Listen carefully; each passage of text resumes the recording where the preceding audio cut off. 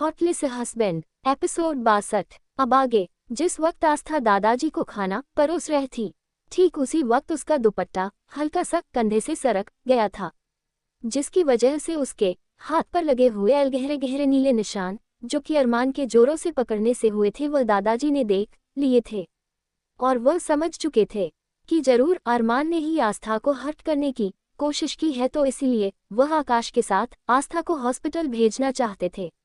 तब दादाजी की बात सुनने के बाद आकाश ने अपनी गर्दन हाँ में हिला दी थी, और वैसे भी आकाश दादाजी को कभी किसी काम के लिए मना कर ही नहीं सकता था।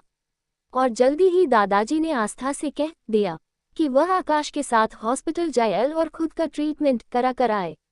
एक पल को तो आस्था दादाजी की बातों का मतलब समझ नहीं पाई थी, लेकिन जब दादाजी ने उसके निशाने की ओर इशारा किया, तब आस्था ने अपना सर झुका लिया था, और क्योंकि वैसे भी उसे भी ज्यादा दर्द हो रहा था, तो इसीलिए उसने जाने के लिए हाँ कह दिया था। और जल्दी ही वह आकाश के साथ हॉस्पिटल की ओर रवाना हो चुकी थी। वहीं दूसरी ओर वीर रायचंद ने अरमान के कल रात फॉरेन क्लाइंट्स के साथ मीटिंग न करने का फायदा उठा लिया था, क्योंकि उसकी नज़र उस वक्त अरमान की मीटिंग्स और उसके उन प्रोजेक्ट पर थी जो वह अपनी कंपनी के लिए हासिल करना चाहता था। और वह अच्छी तरह से जानता था अगर ये प्रोजेक्ट्स उसे मिल जाते हैं तो उसकी कंपनी एक ही रात में कहां से कहां पहुंच सकती थी। इसलिए जैसे ही उसे इस बात के बारे में पता चला कि अरमान ये मीटिंग से अटेंड नहीं कर पाया है, तो वह बहुत खुश हो गया था, और उसने जल्दी ही उन सभी क्लाइंट्स जो कि जापानी के क्लाइंट्स और साथ ही साथ फ्रांस के क्लाइंट्स को अपने झांसे में ले लिया था और अपने प्रोजेक्ट्स उनसे अप्रूव करवाने थे, जो प्रोजेक्ट अरमान सिंघानिया की कंपनी को मिलने वाले थे। अब वीर रायचंद इंडस्ट्रीज को मिल चुके थे। आज उसकी खुशी का कोई ठिकाना नहीं था, और अपने हाथों में एक जाम भरे हुए वह सोचने लगा था, अभी तो सिर्फ शुरुआत है मिस्टर अरमान सिंघानिया, बहुत जल्द मैं तुम्हें किसी लायक नहीं छोड़ूंगा। इतना ही नहीं, वीर ने अपने उन प्रोजेक्ट को पुख्ता करने के लिए उन्होंने दोनों पार्टियों को अपने प्रोडक्ट्स के कुछ सैंपल्स भेज दिए थे, जो कि काफ़ी ज़्यादा मात्रा क्वांटिटी में थे, जिनके नेट प्राइस तकरीबन 3 से 4 करोड़ के बीच के थे। लेकिन इतनी ज़्यादा क्वांटिटी में प्रोडक्ट्स के सैंपल भेजने पर वह बहुत ही ज़्यादा खुश था। कहीं ना कहीं उसे लग रहा था कि इस तरह से क्लाइंट उससे बहुत ज़्यादा खुश हो जाएंगे, और जल्दी ही वो प्रोजेक्ट के साथ साथ साइनिंग अमाउंट भी उसके अकाउंट में ट्रांसफ़र कर देंगे। तो इसीलिए वह आज पूरी तरह से खुश था और अपनी खुशी को हर हाल में सेलिब्रेट करना चाहता था। वहीं अरमान जल्दी ही अपने ऑफिस में पहुंच चुका था। देव की हालत काफ़ी ज़्यादा खराब थी, क्योंकि ना तो वो सही से नहा धोकर आया था, और उसने अरमान को एक बार बीच में कहने की भी कोशिश की थी कि वह पर घर जाकर फ्रेश होकर कपड़े चेंज करके आना चाहता है, लेकिन अरमान ने उसे साफ मना कर दिया था, और अरमान ने कहा कि वह ऑफिस में ही उसके प्राइवेट रूम में नहा सकता है और चेंज कर सकता है।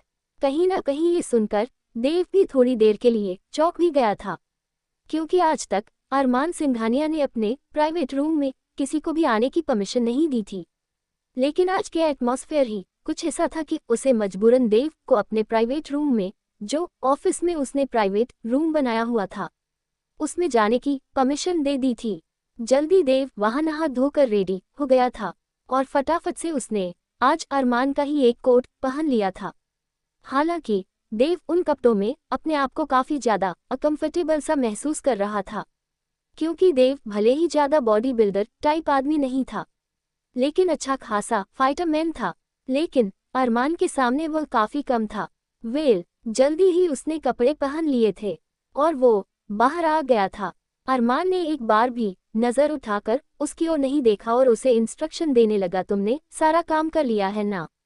तब देव उन्हें हाँ कह दिया था, लेकिन साथ ही साथ उसे सुबह सुबह ही इस बात की इन्फॉर्मेशन भी मिल चुकी थी कि कल रात दोनों कंट्रीज के फॉरेन क्लाइंट्स को वीर रायचंद ने अपनी ओर कर लिया है। तो उसे समझ में नहीं आ रहा था कि वह अब इस बात की खबर अरमान तक कैसे देगा। अरमान का गुस्सा सहने की हिम्मत उसमें काफ़ी कम थी, लेकिन फिलहाल उसके लिए ये सब बताना भी जरूरी था, तो देव ने थोड़े से कम शब्दों में कहना शुरू कर दिया, वह बास है, मैं आपको कुछ बताना चाहता हूँ। अब जैसे ही देव ने ये कहा, अरमान ने उसकी ओर नजर उठाकर देखा और तिरछी नजरों से देखता हुआ कहने लगा, मैं अच्छी तरह से जानता हूँ कि तुम मुझे क्या बताना चाहते हो। यही ना कि वीर रायचंद ने दोनों फॉरेन क्लाइंट्स के प्रोजेक्ट्स हासिल कर लिए हैं। अब जैसे ही अरमान ने ये कहा, देव शॉक हो गया। फिर अपने आप ही देव के चेहरे पर एक मुस्कुराहट आ गई। वह समझ चुका था कि अगर सारी चीजों के बारे में अरमान को पहले से ही पता है तो अब तक अरमान ने उनका सॉल्यूशन भी निकाल लिया होगा। कहीं ना कहीं अब देव टेंशन फ्री हो गया था और जल्दी ही सभी लोग प्रोजेक्ट के लिए ऑफिस की ओर रवाना हो चुके थे। जल्दी ही पूरे शहर भर के लगभग सभी बड़े बड़े लोग उस वक्त वहां मौजूद थे और प्रोजेक्ट डीलर थे वह मिस्टर नारायण अवस्थी, वह भी उस वक्त वहां बैठे हुए थे। सभी प्रोजेक्ट्स की डिटेल्स उस वक्त उनके हाथों में थे। पूरे शहर भर के प्रोजेक्ट्स वहीं बड़ी बड़ी कंपनियों को दिया करते थे और जो फॉरेन के 2 प्रोजेक्ट्स थे, इनमें शहर की 5 कंपनियों ने नामांकन दर्ज कराए थे और सबने अपने अपने सिरे से फॉरेन क्लाइंट्स को अपनी प्रेजेंटेशन वीडियो कॉल मीटिंग के थ्रू प्रोवाइड कराई थी। लेकिन बदकिस्मती से अरमान ऐसा नहीं कर पाया था। वह रात में अपनी प्रेजेंटेशन फॉरेन क्लाइंट्स को नहीं दे पाया था और वीर रायचंद, जो कि उन फॉरेन क्लाइंट्स को ऑलरेडी अपने प्रोडक्ट्स काफ़ी ज़्यादा क्वांटिटी में सैंपल भेजने के कारण बहुत ही ज़्यादा खुश था। कहीं ना कहीं उसे लग रहा था कि आज तो ये प्रोजेक्ट उसका ही होगा, क्योंकि जब से उसे ये बात पता चली था कि अरमान मीटिंग नहीं कर पाया है तो वह हवा में उड़ने लगा था और वह अच्छी तरह से जानता था कि ये दोनों प्रोजेक्ट अरमान की कंपनी को पीछे छोड़कर उसकी कंपनी को नंबर 1 पर लाकर खड़ा कर देंगे। तो उसकी खुशी का कोई ठिकाना नहीं था। कहीं ना कहीं वो अरमान का उतरा हुआ चेहरा भी देखना चाहता था, लेकिन अरमान तो वहां आकर किसी राजा की तरह बैठ गया था। उसने एक बार भी वीर रायचंद की ओर देखना जरूरी नहीं समझा, जबकि वीर रायचंद अपने ब्लैक शैड्स यानी चश्मे के पीछे की काली आंखों से गुस्से और नफरत से सिर्फ और सिर्फ अरमान को ही देख रहा था। जल्दी ही मिस्टर नारायण अवस्थी की आवाज वहां गूंजी। वह सबको डिटेल्स देने लगे। सो जेंटलमैन, जैसे कि आप लोगों को पता है, फॉरेन क्लाइंट्स के जो प्रोजेक्ट्स हैं वह आज आप में से किसी एक को दिए जाने वाले हैं। तो हमें पूरी उम्मीद है कि आप लोग हमारे फैसले का सम्मान करेंगे और फॉरेन क्लाइंट्स ने जिस भी कंपनी को अपने प्रोडक्ट बनाने के लिए चुना है, आप ईमानदारी के साथ उनके वह प्रोडक्ट उन्हें जितने क्वांटिटी में होने चाहिए वह उन्हें देंगे। तब वीर रायचंद मिस्टर अवस्थी की बात सुनकर थोड़ा सा इरिटेट होकर बोला, मिस्टर अवस्थी, आप इस तरह से सस्पेंस क्यों बढ़ा रहे हैं? और हम अच्छी तरह से जानते हैं कि हमें अपने क्लाइंट को कैसे खुश करना है। प्लीज बेकार का ज्ञान मत बांटिए और जल्दी बताएं मुझे कहाँ पर साइन करना है। कहीं ना कहीं वीर रायचंद तो ये बात मान बैठा था कि प्रोजेक्ट उसके ही होने हैं, तो इसलिए बस वह साइन करने के लिए उतावला हो रहा था। तभी देव, जो कि वीर रायचंद की बेवकूफ़ी पर उसे देखकर मुस्कुरा रहा था, क्योंकि जिस तरह से अरमान सिंघानिया शांत अंदाज में इस वक्त बैठा हुआ था, तो इससे देव को अच्छी तरह से अंदाजा हो चुका था कि ये प्रोजेक्ट ऑलरेडी अगर किसी को मिलेंगे तो सिंघानिया इंडस्ट्रीज को ही मिलेंगे। लेकिन वीर रायचंद को लग रहा था कि उसने सारा सेटअप पहले ही कर लिया है, तो ये प्रोजेक्ट सिर्फ और सिर्फ वीर रायचंद को मिलेंगे। तो इसीलिए उसे मिस्टर अवस्थी का इस तरह से भाषण देना, क्वांटिटी या क्वालिटी की फिक्र करना है, ये सारी बातें बोलना अजीब और फिजूल लग रहा था। इसलिए उसने फटाफट से मिस्टर नारायण अवस्थी से बोल दिया कि वह इस तरह की बातें न करें। वह अपना अच्छे से प्रोजेक्ट की क्वालिटी या क्वांटिटी अच्छी तरह से जानते हैं। वह सिर्फ और सिर्फ जिन्हें ये प्रोजेक्ट मिले हैं उसका नाम अनाउंस करें, उसके बाद वहां पर सिग्नेचर करें और एक बार अरमान सिंघानिया का जल्दी से उतरा हुआ चेहरा देखना था। बस इस बात की उसे सबसे ज्यादा जल्दी थी। मिस्टर नारायण अवस्थी वीर रायचंद की बात को सुनने के बाद एक पल को गुस्से से भर गए थे, क्योंकि वीर रायचंद ने बड़ी ही बदतमीजी से उनसे बात की थी। लेकिन अगले ही पल वह फाइल्स खोलकर पांचों फाइल चेक करने लगे और एक फाइल अपने हाथ में लेकर डिटेल्स देने लगे। सो जैसे कि आप लोग जानते हैं कि आप लोगों ने कल रात मीटिंग की है और सभी ने अपने अपने अलग तरह के प्रेजेंटेशन दिए हैं, लेकिन मिस्टर अरमान सिंघानिया आप अपनी कंपनी की तरफ से प्रेजेंटेशन नहीं दे पाए। ये बात भी यहाँ पर मेंशन है। लेकिन फिर भी मुझे आपको ये बताते हुए खुशी हो रही है कि फॉरेन क्लाइंट्स ने ये प्रोजेक्ट्स सिंघानिया इंडस्ट्रीज को ही दिए हैं। अब जैसे ही मिस्टर नारायण अवस्थी ने ये कहा, वीर रायचंद गुस्से से पागल हो उठा। फटाफट उठकर उसने मिस्टर नारायण अवस्थी का गिरेबान पकड़कर कहता है, ये आप कैसी बात कर रहे हैं? ऐसे कैसे हो सकता है? वो प्रोजेक्ट्स सिर्फ और सिर्फ मेरे हैं। वो सिंघानिया इंडस्ट्रीज को कैसे जा सकते हैं? जरूर तुम लोगों ने ही कुछ ना कुछ पैसे खाए होंगे, ऐसा नहीं हो सकता है। ऐसा कहकर बुरी तरह से चीखने चिल्लाने लगा था, लेकिन तब तक मिस्टर नारायण अवस्थी भी अपने कंट्रोल से बाहर हो गए थे और उन्होंने जल्दी ही कुछ सिक्योरिटी गार्ड्स वहां बुलाया और वीर रायचंद को गार्ड्स पकड़वा दिया था। और फिर बोले, अपनी हद में रहो मिस्टर वीर रायचंद, तुम इस तरह से एक माननीय प्रोजेक्ट पर इस तरह से इल्जाम नहीं लगा सकते हो, और हम अपनी तरफ से कुछ नहीं कह रहे हैं। जो कुछ भी फॉरेन क्लाइंट का फैसला है, हम केवल वो बता रहे हैं। और एक और बात मैं आपकी जानकारी के लिए बता दूं, कल रात आपने जो फॉरेन क्लाइंट्स को अपने सैंपल के तौर पर काफ़ी ज़्यादा क्वालिटी मात्रा में उन्हें प्रोडक्ट्स भेजे हैं, वह भी अब आपको नहीं मिलेंगे। वह सब भी अब रद्द किए जाते हैं। ऐसा कहकर मिस्टर अवस्थी प्रोजेक्ट की फाइल अरमान को थमाकर उसकी सिग्नेचर लेते हुए जल्दी ही वहां से चले गए थे। वहीं अरमान मुस्कुराते हुए उठ खड़ा हुआ वह तुरंत वीर रायचंद के सामने खड़े होकर अपने शर्ट का कॉलर स्टाइल से ठीक करने लगा था। तब वीर रायचंद गुस्से से कहने लगा, आखिर कैसे किया तूने ये सब कुछ? तूने तो कोई मीटिंग ही नहीं की थी, तो फिर कैसे लगा तेरे हाथ में ये प्रोजेक्ट्स? तभी अरमान सिंघानिया अपनी उंगली अपने होठों पर रखता हुआ बोला था।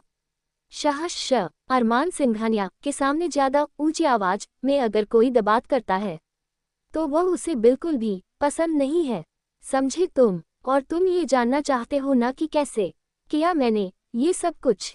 एपिसोड 63। अब आगे मुझे लगता है कि तुम्हारी इतनी औकात नहीं है मिस्टर वीर रायचंद की अरमान सिंघानिया यहाँ खड़े होकर तुम्हें ये बताए कि ये सब कुछ मैंने कैसे किया, समझे तुम?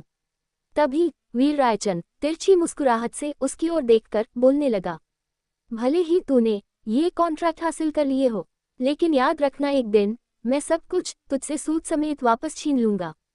तभी अरमान उसके ओर देखकर मुस्कुराया। उसकी हंसी इस वक्त इतनी ज्यादा खतरनाक लग रही थी कि एक पल को देव के चेहरे से पसीना निकलना शुरू हो गया था, क्योंकि अरमान के इस तरह से हंसने का मतलब वह अच्छी तरह से समझता था। और वो सोच रहा था कि इतना गुस्सा होने के बावजूद भी वीर रायचंद अभी तक जिंदा कैसे हैं।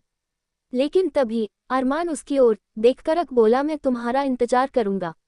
वीर रायचंद, तुम कब आओगे और कब मुझसे मेरा सब कुछ छीनोगे? ऐसा कहते हुए अरमान ने अपने कॉलर को ठीक किया और जल्दी ही वहां से जाने लगा, लेकिन इससे पहले कि अरमान उस केबिन से बाहर निकाल पाता, तभी वीर रायचंद की एक आवाज वहां गूंजी और वह वार्निंग देते हुए कहता है, अरमान सिंघानिया, बहुत घमंड है ना तुम्हें अपनी दौलत पर, ताकत पर? याद रखना, मैं सब कुछ तुमसे छीन लूंगा, और साथ ही साथ तुम्हारी वह खूबसूरत बीवी भी जो मैंने हॉस्पिटल में देखी थी। मैं जानता हूँ कि अब तक तुमने ये तो पता लगा ही लिया होगा कि तुम्हारी शादी में तुम्हारी होने वाली पत्नी को भगाने के पीछे मेरा ही हाथ था। अरमान सिंघानिया, एक लड़की शादी से भागी तो तुम्हें इस शादी के इस मंडप में दूसरी लड़की मिल गई। शादी करने के लिए वाकई मानना पड़ेगा, तुम्हारी किस्मत काफी तेज है, लेकिन मैं तुमसे तुम्हारी वो किस्मत तक छीन लूंगा। अरमान सिंघानिया, और वैसे भी जब से मैंने तुम्हारी खूबसूरत बीवी को देखा है ना, सच में ऐसा लग रहा है कि उसके बिना मैं रह ही नहीं पाऊंगा। बड़ी कमाल की चीज चुनी है तूने अपनी जिंदगी गुजारने के लिए। अब जैसे ही वीर रायचंद ने ये कहा, अब तो अरमान के हाथों की क्या उसकी पूरे सर की नसेतन गए थी। इतना ही नहीं, उसकी आंखें नफरत से एकदम बाहर निकलने को तैयार थी। वही देव ने जैसे ही अरमान का इस तरह का रूप देखा, वह अपना थूक निगलने लगा था। ऐसे लगने लगा मानो कि देव का गला दर्द से पूरी तरह से सूख गया हूँ। वहां का माहौल उस वक्त ऐसा हो गया था मानो कि वहां सांस लेने में भी घुटन सी महसूस होने लगी थी। वही वीर रायचंद, जो कि आस्था के बारे में सोचते हुए अपनी जुबान पर अपनी जीभ फेर रहा था, उस वक्त वह बड़ा ही घटिया और गंदा लग रहा था। एक पल को तो देव को भी उसे देखकर गुस्सा आ रहा था, लेकिन अरमान का तो गुस्सा उसकी हद से बाहर हो चुका था और अगले ही पल अरमान उसके ठीक सामने जाकर खड़ा हो गया था। और अचानक से अरमान ने बिना सोचे समझे वीर का गला जोरों से पकड़कर उसे दबाना शुरू कर दिया था।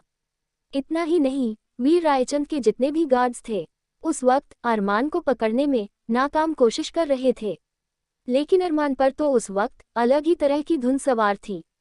उसके कानों में तो सिर्फ और सिर्फ उस वक्त वीर के कहे हुए शब्द ही गूंज रहे थे।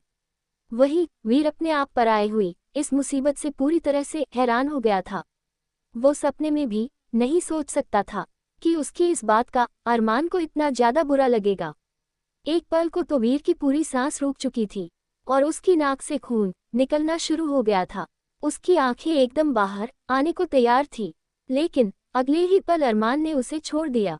और ना जाने अरमान के दिमाग में क्या आया, अचानक से उसके चेहरे पर एक तिरछी सी मुस्कुराहट आ गई और अपने आप को शांत काम करते हुए तुरंत वीर के पास जाकर उसने गिलास भरकर पानी उसके मुंह में उड़ेल दिया और फिर कहने लगा, शांत हो जा वीर रायचंद, इतनी आसानी से मैं तेरी जान नहीं लूंगा, और वैसे भी अभी तेरे जाने का समय नहीं आया है। उसने फिर वीर की पीठ को 2 से 3 बार थपथपाना शुरू कर दिया था और वीर अरमान की इस तरह की हरकत देखकर काफी हद तक हैरान हो चुका था और जल्दी ही वह वहां से बाहर निकलने लगा था। अरमान के बाहर निकलते ही वीर के चेहरे पर कितना सारा उस वक्त पसीना था और वह अपने पसीना अपने हाथों से पोंछ रहा था। तब उसके गार्ड्स उसे कंट्रोल करने की कोशिश कर रहे थे, लेकिन उस वक्त वीर रायचंद की हालत इतनी ज्यादा खराब हो चुकी थी कि वह उस वक्त बेहोश हो चुका था, क्योंकि अरमान ने उसका गला बड़ी ही बुरी तरह से दबाया था। उसके बाद उसके आदमियों ने जल्दी ही वीर रायचंद को हॉस्पिटल में एडमिट करवा दिया था और साथ ही उसकी मां को उसकी इन्फॉर्मेशन दे दी गई थी। वहीं अरमान जल्दी ही गाड़ी में जाकर बैठ गया था।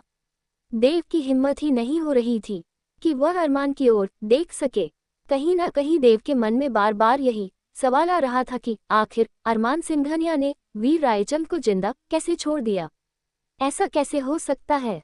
कहीं ना कहीं ये सब सवाल उसके दिमाग में चल रहे थे, लेकिन उसमें इतनी हिम्मत नहीं थी कि वह अरमान सिंघानिया से अपने सवालों का जवाब पूछ सके। वह वहीं अरमान एकदम खामोश बैठा हुआ था। हालांकि जब भी अरमान गाड़ी में बैठा होता था तो अपने लैपटॉप या फोन वगैरह में कुछ न कुछ अपने काम के शेड्यूल वगैरह चेक करते रहता था, लेकिन आज न तो उसने अपने लैपटॉप को छुआ तक नहीं और न ही उसने अपने फोन को छुआ था। उसके लैपटॉप और फोन भी चीख करके कह रहे थे कि आज हमारा मालिक कहाँ गया, मर गया है, क्या वो जिंदा है, उसका कहीं कुछ पता क्यों नहीं चल रहा है। वही अरमान एकदम शांत था और देव को इस तरह की शांति देखकर अंदर ही अंदर बहुत ज्यादा डर रहा था। कहीं ना कहीं उसे लग रहा था मानो कि ये आने वाले तूफान की पहले शांति हो। जल्दी ही अरमान मेंशन में चला गया था, क्योंकि बेसिकली अरमान के ऑफिस जाने का टाइम था, लेकिन आज अरमान ने अपने सारे मीटिंग सब कुछ कैंसिल कर दिए थे और उस वक्त वो सीधा घर पर आ चुका था। अब जैसे ही वह घर आया, पूरे के पूरे घर में उसे अजीब सी खामोशी महसूस हुई, लेकिन कहीं ना कहीं वह घर आते ही आस्था को देखना चाहता था, लेकिन आस्था उसे कहीं भी दिखाई नहीं दी। बेसिकली आस्था इस वक्त हाल में दादाजी के पास ही बैठी रहा करती थी या फिर कहीं गार्डन में घूमती हुई दिखाई देती थी, लेकिन न तो आस्था दादाजी के पास थी और न ही गार्डन में थी, क्योंकि अरमान भले ही ऑफिस में काम करता था, लेकिन सीसीटीवी कैमरा के थ्रू जो कि उसने अपने हाल में और कुछ ऐसी जगह लगवा रखे थे जिसके बारे में किसी को कोई आइडिया नहीं था। ऑफिस में बैठकर वो आस्था पर पूरी नजर रख रहा था, लेकिन आज आस्था को घर पर ना पाकर उसकी हैरानी का कोई ठिकाना नहीं था, क्योंकि प्रोजेक्ट के चक्कर में उसने अभी तक घर की सीसीटीवी कैमरा की आज की फुटेज चेक नहीं की थी। तो जैसे ही वह घर आया, उसने देखा दादाजी अकेले बैठे हुए थे। उसके बाद उसे लगा कि शायद वह आफत आस्था की तबीयत ठीक नहीं थी, तो हो सकता है कि शायद वह सो रही हो। कुछ सोचते हुए अरमान फाइल लेने के बहाने से अपने कमरे में जाने लगा था, लेकिन दादाजी ने कहीं ना कहीं अरमान की आंखों के बेचैनी को अच्छी तरह से महसूस कर रहे थे।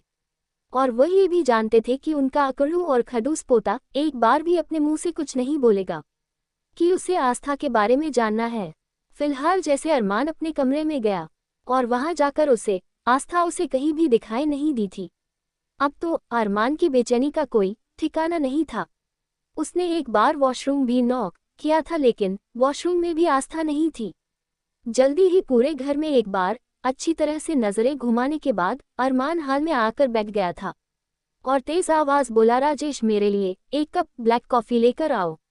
क्योंकि आज सुबह से अरमान ने ब्लैक कॉफी नहीं पी थी, उसे उसकी थोड़ी सी तलब लग रही थी, तो इसीलिए उसने राजेश को उसकी फेवरेट ब्लैक कॉफी लाने के लिए कह दिया था। अरमान को लगा था कि अगर राजेश को वो ब्लैक कॉफी लाने के लिए कहेगा तो दादाजी आस्था को ब्लैक कॉफी लाने के लिए बोलेंगे, क्योंकि दादाजी ने ऑलरेडी बोला था कि उसके लिए खाना नाश्ता आज से सिर्फ और सिर्फ आस्था ही बनाएगी, चाहे वह पसंद करे या ना करे। तो कहीं ना कहीं ये सोचते हुए उसने राजेश को तेज आवाज में ब्लैक कॉफी लाने के लिए कहा था। बदले में दादाजी, जो कि उस वक्त न्यूज़पेपर पढ़ने की एक्टिंग कर रहे थे, अपने चश्मा से लगाए हुए वह केवल न्यूज़पेपर में से हल्की सी तिरछी नजर करके अरमान की ओर देख रहे थे। उसके बाद वो एक बार फिर न्यूज़पेपर की हेडिंग में खो जाते हैं। वहीं अरमान टांग पर टांग रख कर बैठा था, लेकिन बार बार उसकी टांगों में बेचैनी हो रही थी। उसके बाद वो अपना गला ठीक करने लगा और इधर उधर देखने लगा, लेकिन आस्था उसे कहीं दिखाई नहीं दी। अरमान की नजरों में बेचैनी साफ महसूस हो रही थी। वही देव भी हैरानी से एक तरफ सर झुकाकर खड़ा हुआ था और कहीं ना कहीं वह भी अरमान के अंदर आए बदलाव को देख रहा था और समझ रहा था कि शायद उसका बॉस कुछ पूछना चाहता है, लेकिन कुछ न कुछ ऐसा है जिसकी वजह से वह बोल नहीं पा रहा है, क्योंकि अरमान की पर्सनैलिटी ही ऐसी थी। उसका पावर, उसका घमंड उसे ये इजाजत नहीं दे रहे थे ये पूछ सके कि आस्था कहाँ गई है। तभी अरमान ने सीधा सीधा आस्था के बारे में न पूछते हुए दादाजी की ओर देखते हुए कहा, क्या बात है दादाजी, आज घर में इतनी शांति क्यों है? बाकी सब लोग कहाँ गए? तब दादाजी के चेहरे पर एक न दिखने वाली मुस्कुराहट आ गई थी और वह थोड़ा सा अनजान बनते हुए कहने लगे, अरे बेटा, तू तो जानता ही है, वह आहान मुझे थोड़ी ना बताकर जाता है। कॉलेज के नाम पर मौज मस्ती करने के लिए पक्का कहीं गया होगा। फिर दादाजी चुप हो गए थे और अखबार में डूब गए थे। अब अरमान जिसके बारे में जानना चाहता था उसके बारे में तो वह जान नहीं पाया, तो थोड़ा सा इरिटेट होकर बोला था, अच्छा दादाजी, क्या आहान ही सिर्फ इस घर में रहता है? और भी कई लोग रहते हैं ना, बाकी सब लोग कहाँ गए हैं? तब दादाजी कंफ्यूजन से पूछने लगे, अरे बेटा, तू किसके बारे में जानना चाहता है? साफ साफ बताना, मुझे तेरी बातों का मतलब समझ में ही नहीं आ रहा है। तब अरमान एकदम से बोला, नहीं नहीं, कुछ नहीं, मैं किसी के बारे में भी नहीं जानना चाहता हूँ। ऐसा कहकर अंडस्को अरमान जल्दी ही अपनी जगह से उठ खड़ा हुआ। दादाजी की ओर देखकर कहता है, अच्छा दादाजी, मैं अब चलता हूँ, वैसे मुझे कुछ जरूरी काम है, और बाहर दरवाजे की ओर चल दिया था। देव भी ठीक उसके पीछे पीछे जाने लगा। तभी दादाजी सोचने लगे, अरे यार, मैं भी इस खड़ूस सिंघानिया से ऐसी कैसे उम्मीद कर सकता हूँ कि ये मुझसे सीधे सीधे अपनी पत्नी आस्था के बारे में पूछेगा, जबकि मुझे पता है कि इसकी ईगो इतनी बड़ा है जो कभी भी उसे आस्था के बारे में नहीं पूछने देगा।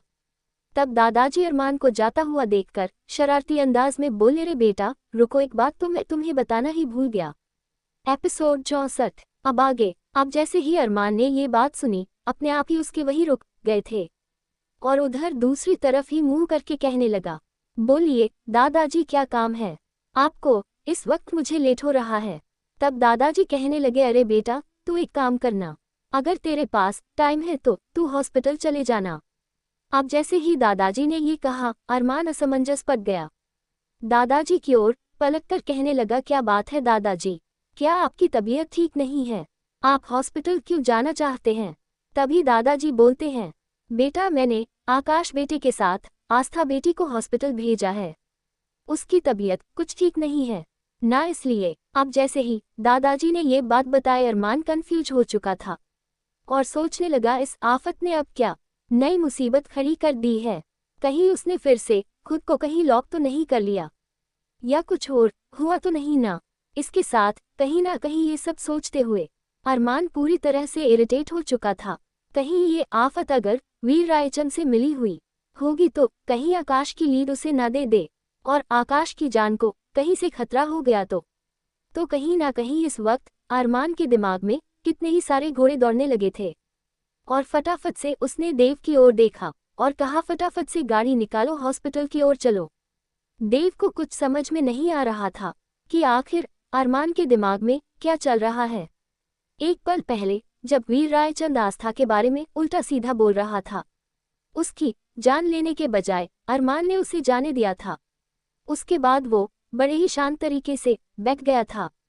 और अब जैसे दादाजी ने ये कहा कि आस्था हॉस्पिटल में गई है, तब अरमान इतनी जल्दी हॉस्पिटल क्यों जाना चाहता है। कहीं ना कहीं देव अरमान के बिहेवियर को समझ नहीं पा रहा था, क्योंकि उसके पास अरमान की बातें मानने के अलावा कोई और रास्ता नहीं था। तो इसीलिए जल्दी ही वह गाड़ी को उसने रेडी कर दिया था और अरमान सिंघानिया जल्दी हॉस्पिटल की ओर रवाना हो चुका था। वहीं दूसरी ओर आकाश आस्था को लेकर हॉस्पिटल पहुंच चुका था, लेकिन डॉक्टर रश्मि का सामना करने में वह थोड़ा सा अनकंफर्टेबल महसूस कर रहा था, क्योंकि जब पिछली बार वह डॉक्टर रश्मि से मिला था तब उसने उसे गुस्से में किस कर दिया था और उसके बाद रश्मि ने उसके साथ जिस तरह का फ्लर्ट किया था, कहीं ना कहीं उसका सामना करने में शर्मा रहा था। वही आस्था जिसे आकाश के साथ जाने में थोड़ा सा अनकंफर्टेबल लग रहा था, क्योंकि वह सोच रही अंडिस्को कि आकाश अगर उसके हाथों के निशान देखेगा तो ना जाने उसके बारे में क्या सोचेगा। तो इसीलिए वह थोड़ा सा हिचकिचा रही थी। लेकिन जैसे ही आकाश ने उसे बताया कि आपका ट्रीटमेंट डॉक्टर रश्मि करेगी, तो कहीं ना कहीं आस्था को थोड़ी तसल्ली हो गई थी। रश्मि से जब वह पहली मुलाकात में मिली थी तो उसे वह अपनी सी लगी थी और उसे एकदम से उसमें बड़ी बहन की फीलिंग्स आई थी। तो इसीलिए आस्था के मन में थोड़ा सा सुकून था और वो कहने लगी, आकाश भैया क्या हम आपसे कुछ पूछ सकते हैं। अब जैसे ही हॉस्पिटल आने के बाद आस्था ने अचानक से आकाश भैया कहकर कितनी बार पुकारा और कहा कि वह उससे कुछ पूछना चाहती है। एक पल को आकाश हैरान हो गया और वह सोचने लगा, अगर आस्था ने कुछ ऐसा पूछ लिया जिसका जवाब वह दे नहीं पाया तो कहीं वह अपने आप ही अपनी नजरों में से गिर जाए, क्योंकि वो आस्था को झूठ नहीं बोलना चाहता था और वो उससे जो भी जानना चाहती थी उसे वो सच सच बताना चाहता था। कहीं ना कहीं आकाश मन में डर रहा था, कहीं आस्था अरमान के बारे में उससे कुछ पूछ न ले। लेकिन फिलहाल उसने जल्दी ही आस्था से कह दिया था, हाँ आस्था बोलो, क्या सवाल है तुम्हारा। तब आस्था ने कहना शुरू कर दिया, क्या आप हमारी थोड़ी सी मदद कर सकते हैं। अब जैसे ही आस्था ने ये कहा, आकाश कंफ्यूजन से उसकी ओर देखने लगा और बोलो, कैसी मदद चाहिए तुम्हें, क्या हुआ है मुझे बताओ। तब आस्था बोली, वह हम ना डॉक्टर रश्मि का फ़ोन नंबर लेना चाहते हैं, तो क्या आप हमें उनका फ़ोन नंबर दिलाने में मदद कर सकते हो। वह क्या है ना आकाश भैया, हमें वह पहली नज़र में बहुत अच्छी लगी है और कुछ बातें हैं जो हम उनसे करना चाहते हैं, तो क्या आप हमारी इस मामले में हेल्प कर दोगे, क्योंकि हम अगर ऐसे सीधे उनसे नंबर मांगेंगे तो पता नहीं वह हमारे बारे में क्या सोचेंगी। लेकिन रश्मि जी ने बताया था कि वह तो आप सबको अच्छी तरह से जानती है, तो आप उनका नंबर आसानी से ले सकते हैं। अब जैसे ही आस्था ने ये कहा, आकाश पूरी तरह से कंफ्यूज हो गया था। हालांकि रश्मि का नंबर लेना उसके लिए कोई बड़ी बात नहीं थी, लेकिन इस तरह से वह भला रश्मि का नंबर कैसे मांग सकता था और ना जाने वो बेवकूफ़ रश्मि उसके बारे में क्या क्या सोचेगी। आकाश ये बात अच्छी तरह से जानते था कि रश्मि उसमें कितना ज़्यादा इंटरेस्टेड थी और अगर उसने सामने से रश्मि का नंबर मांगा तो रश्मि तो हवाओं में उड़ने लगेगी और ना जाने नंबर मांगने पर वह बेवकूफ़ लड़की क्या क्या बकवास बातें सोचेगी। अभी आकाश रश्मि को लेकर अपनी सोच में गुम था। तभी आस्था ने आकाश से कहा, क्या बात है आकाश भैया, क्या हमने कुछ गलत कह दिया है क्या, आप इतना ज़्यादा क्यों सोच रहे हैं। तभी आकाश आस्था की मासूम से शक्ल देखकर उसे मना नहीं कर पाया और उससे बोला, अच्छा ठीक है, मैं कोशिश करूंगा डॉक्टर रश्मि का नंबर लेने की। अब खुश, अभी फिलहाल हम चलते हैं और डॉक्टर रश्मि इस वक्त अपने केबिन में है, हमें वही जाकर उनसे मिलना होगा। अब जैसे ही आकाश ने कहा, आस्था मुस्कुराते हुए जल्दी जल्दी आकाश के साथ साथ चलने लगी और मन में सोच रही थी कि अगर डॉक्टर रश्मि का नंबर उसे मिल जाता है तो वह उससे दोस्ती कर लेगी। और फिर धीरे धीरे डॉक्टर बनने के लिए सबसे पहले क्या क्या जरूरी होता है, उसे जो गाइडेंस की जरूरत है वह डॉक्टर रश्मि उसे गाइड कर देगी, तो आस्था के लिए आसानी हो जाएगी। कहीं ना कहीं आस्था इस वक्त सिर्फ अपने फ्यूचर के बारे में सोच रही थी। वहीं दूसरी ओर वही अरमान ये सोच रहा था कि कहीं आस्था वीर रायचंद को आकाश के बारे में ना बता दे और आकाश की जान को खतरा ना हो, क्योंकि जब से वीर रायचंद ने आस्था के बारे में ऑफिस में उल्टा सीधा बोला था, एक बार को उसका खून पूरी तरह से खोल उठा था और शायद वह उस वक्त उसकी जान भी ले लेता। लेकिन अभी तक आस्था की केमिस्ट्री वह सुलझा नहीं पाया था कि अचानक से आस्था उसकी जिंदगी में कैसे आ सकती है। वह इतना बड़ा बिजनेसमैन है, इतना ही नहीं पूरा देश लगभग उसके गुस्से के बारे में सब कुछ जानता है। इतना भी जानता है कि उसके साथ पंगा लेने वालों के साथ क्या अंजाम होता है, तो फिर आस्था बिना कुछ सोचे समझे उसकी जिंदगी में कैसे आ गई है। और ये बात तो वीर रायचंद ने खुद कबूल की है कि उसने ही प्रियंका के बॉयफ्रेंड को अगवा करके उसे शादी के मंडप से भागने पर मजबूर किया था।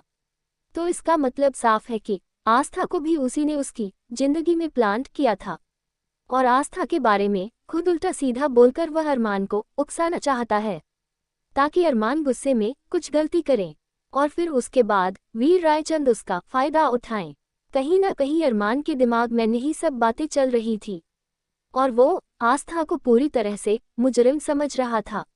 लेकिन क्योंकि आस्था का नाम अरमान के साथ जुड़ चुका था तो इसीलिए वो पूरी तरह से उसे अपनी चीज समझ रहा था और मन में सोच रहा कि अगर वीर रायचंद ने आस्था को उसके जिंदगी में प्लांट किया है तो वह आस्था को अपने हाथों से बड़ी ही खौफनाक और दर्दनाक मौत देगा, जिसके बारे में कोई सोच भी नहीं सकेगा। तभी अरमान ने कार की बैक सीट पर अपना सर टिकाकर अपनी आंखें बंद करी और जैसे उसकी आंखें बंद हुई कुछ ही देर में उसे आकाश दिखाई देने लगा था।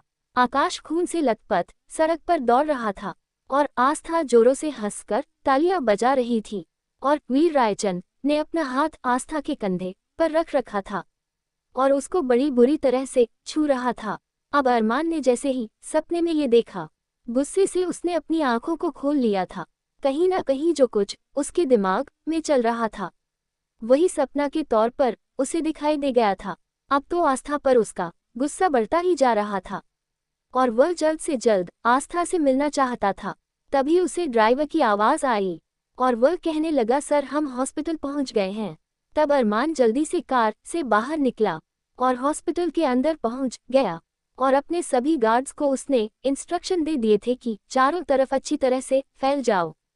जो भी वीर रायचंद के आदमी दिखे तुरंत उसके बारे में उसे बताए। तो अरमान का हुक्म मिलते ही सभी गार्ड्स हॉस्पिटल में चारों तरफ फैल गए थे और अरमान लंबे लंबे कदम बढ़ाता हुआ जल्दी ही डॉक्टर रश्मि के केबिन की ओर जाने लगा था। वही रश्मि ने जैसे ही आकाश और आस्था साथ में देखा तो वह मुस्कुराने लगी और उसने जल्दी से आगे बढ़कर आस्था को गले से लगा लिया था। आस्था को गले से लगाते हुए मुस्कुराकर आकाश को ही देख रही थी, लेकिन आकाश जानबूझकर इधर उधर देख रहा था। उसने एक बार भी रश्मि की ओर नहीं देखा था। रश्मि ने हल्के ग्रीन सूट पहना था और उसके साथ वाइट रंग के साथ मैचिंग दुपट्टा लिया था और उसके बाल खुले थे, जिसमें वह बड़ी ही प्यारी और खूबसूरत लग रही थी। कितनी ही देर तक आकाश ने उसे चोरी चोरी से निहारा भी था, लेकिन अपने गुस्से की वजह से वह उसकी ओर देख नहीं पा रहा था। तभी रश्मि बोली, मुझे दादाजी का कॉल आया था और मैं तुम्हारा ही इंतजार कर रही थी। अच्छा हुआ तुम आ गई। आओ यहाँ बैठो और बताओ क्या प्रॉब्लम है। आस्था ने एक नज़र आकाश की ओर देखा। तब रश्मि समझ गई कि शायद आस्था आकाश के सामने अपनी प्रॉब्लम डिस्कस नहीं करना चाहती है, तो इसीलिए रश्मि ने बड़े ही प्यार से आकाश की ओर देखते हुए कहा, आकाश मुझे लगता है कि आपको थोड़ी देर के लिए बाहर चले जाना चाहिए। अब जैसे ही रश्मि ने ये कहा, आकाश ने केवल उसकी ओर एक नज़र उठाकर देखा, लेकिन रश्मि ने तुरंत शरारत से अपनी एक आंख आकाश के ओर विंक कर दी थी।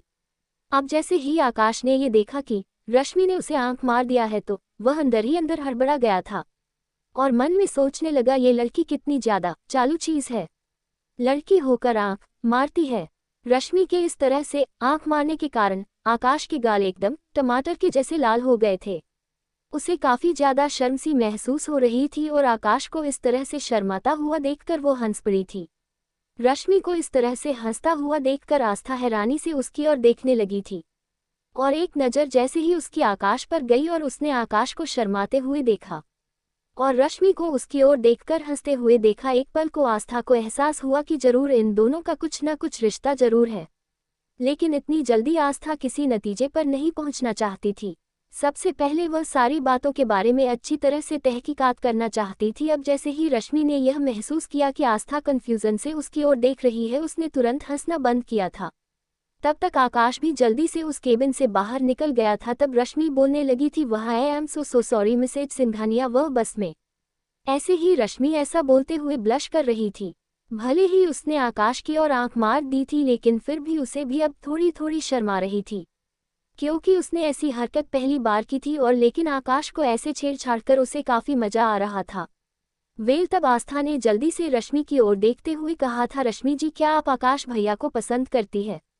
अब जैसे ही आस्था ने बड़ी ही मासूमियत से रश्मि से सीधे सीधे ये सवाल किया, रश्मि तो मानो किसी का कंधा ढूंढ ही रही थी और उसने तुरंत कहना शुरू कर दिया था, पसंद करती हूँ, अरे मैं मरती हूँ उस पर, मरती हूँ मैं, और आज से नहीं 5 सालों से मरती हूँ उस पर, लेकिन बंदा मजाल की मेरी और आंख उठाकर भी देख ले। पता नहीं इसके दिमाग में क्या चल रहा है, मुझे देखता तक नहीं है। 2 साल पहले तो मैंने खुद सामने से इसे प्रपोज किया था, उसने मुझे साफ साफ मना कर दिया, इनफैक्ट मेरे इंसल्ट की वह अलग। डॉक्टर रश्मि की बात सुनकर आस्था का मुंह हैरानी के मारे खुला का खुला रह गया था और वह बिना पल के झपकाए लगातार डॉक्टर रश्मि की ओर ही देख रही थी। तभी अचानक आगे की स्टोरी अगले एपिसोड में। धन्यवाद फ्रेंड, कमेंट प्लीज करें।